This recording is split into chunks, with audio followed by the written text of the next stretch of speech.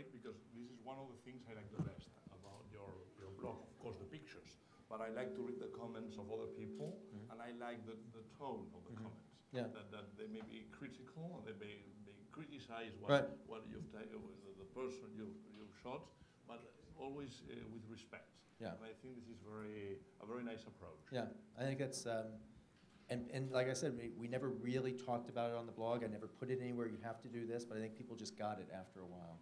And so, you know, I can always tell comments are probably really nasty ones are from people that haven't really been there much.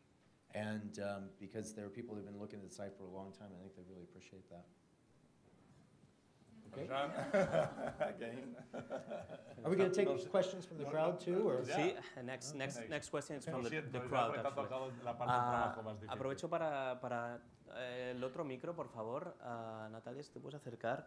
De todas formas, mientras tanto, resumiendo, si no posteáis y sacáis fotos malas, seguro que no haréis nada bueno. Esta era la broma inicial y después, pues, cosas que tenéis que recordar. Pues tenéis que encontrar excusas de comunicación, tenéis que vivir, tenéis que tener experiencia. Ellos, tanto él como Garance, como su pareja, pues, han vivido mucho, han experimentado mucho y esto les ha hecho, pues, contar la vida o lo que les pasa de una forma particular, personal. Y esto es el punto diferencial al final. Tenéis que salir del grupo y a partir de aquí, pues, intentar ser auténticos y personales.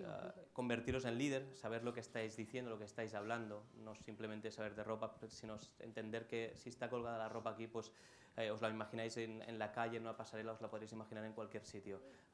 Pues él ha comentado esto, que él, pues, puede ver la ropa y ya se la imagina en todos sus sentidos y esto, pues, le da un punto de vista diferente y ser, sobre todo esto, experimentar muchas cosas fuera del mundo de la moda y después trasladarlas al mundo de la moda.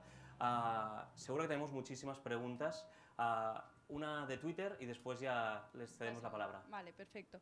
Pues desde Twitter nos quieren conocer la opinión de Scott sobre los fashionistas españoles. ¿Qué piensa de los fashionistas españoles y si destacaría alguna característica?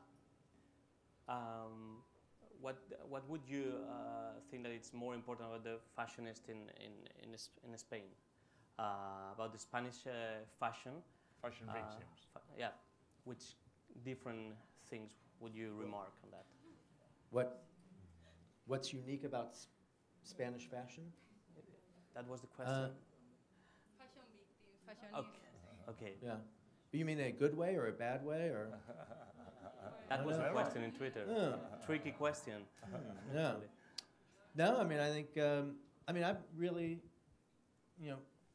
pleasantly surprised. I was here one time before for a very short amount of time, and being here today, I mean,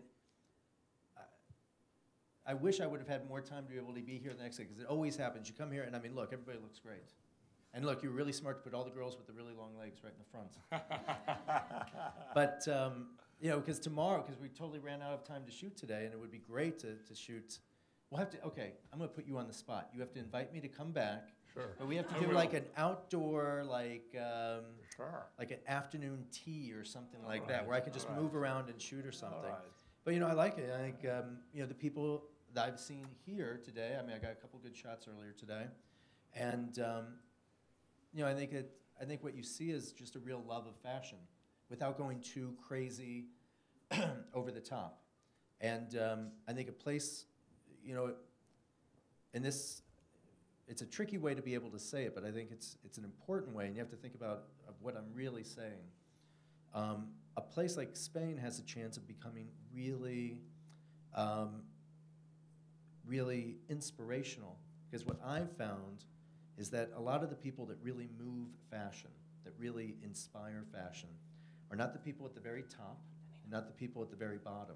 It's the people in the middle class, in the middle, that are trying to move up to the next step and using style and using fashion and the things that they can control. They can't afford the very top, but they're doing it with proportion, they're doing it with color, with texture, with the things. They're not doing it with the label that's on their back, they're doing it with the actual elements of design. And Spain obviously has some very, very rich and some very, very poor, but unlike a place like Rio that has super rich and a lot of poor and not much middle class, I think a place, my perception is Spain has a lot of kind of upper middle class. Some super rich, but a lot that are comfortable. in a very, very good position, you know, very, just right kind of in the middle. And that's great because, I mean, that's how I grew up, you know, pretty much literally right in the middle. Not rich at all, but not poor. And it was that striving, you know, that wanting something different, you know, and not wanting to look like my neighbors and wanting to see what that world was and that kind of artistic world that wasn't right where I was growing up that really drove me. And, you know, the woman that runs all of Burberry now, her name's Angela Arntz, and she's everybody's boss, and she runs the whole Burberry internationally. She's from a town slightly more rural than where I'm from in Indiana, like the next town over. And there are a lot of the really major, you know, Bill Blass and Stephen Sprouse, and there are a lot of people who've come from Indiana. Michael Jackson. And James Dean, I think. Wow. And so I think, you know, Spain, you know, would have a great chance, you know, if it really starts to feel good about itself. You know, the other side, and do not print this in London, but I think London has kind of overhyped itself. I think London really thinks it's much better stylistically than what I see when I go there. But a place like Spain and a place like Barcelona could be even better if people start going, yeah, we're really good.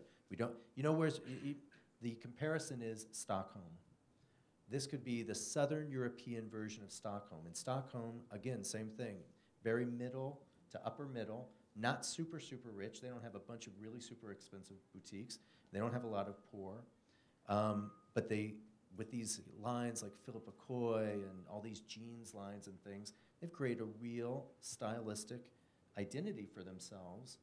And you go there and you can be inspired all the time. So I'm inspired coming here and seeing everybody looks great. It's like, the thing I like about this more than Stockholm is it's a little sexier. You know, the guys are a little more handsome, the girls are a little sexier. I think they are a little more proud of what they've been given. In Stockholm, they play it down a lot. But yeah, I mean, that's the thing that's curious. The best thing I can say is I'm curious about learning more about Barcelona and Madrid. Great.